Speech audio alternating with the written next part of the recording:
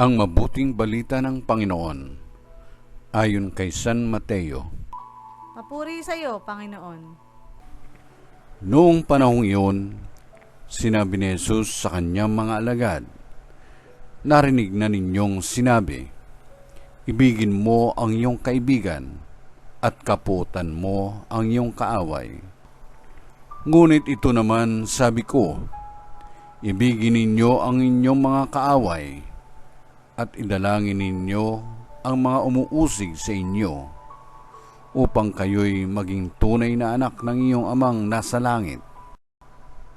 Sapagkat pinasisikat niya ang araw sa masasama at sa mabubuti, at pinapapatak niya ang ulan sa mga banal at sa mga makasalanan. Kung ang mga umiibig sa inyo ang siya lamang ninyong iibigin, ano pang gantimpala ang inyong hihintayin? Hindi ba't ginagawa rin ito ng mga publikano? At kung ang binabati lamang ninyo'y ang inyong mga kapatid, ano ang nagawa ninyong higit kaysa iba?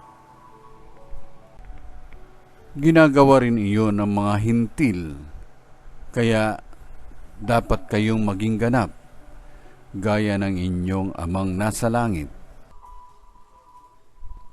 Ang mabuting balita ng Panginoon. Pinupuri ka namin, Panginoong Jesucristo.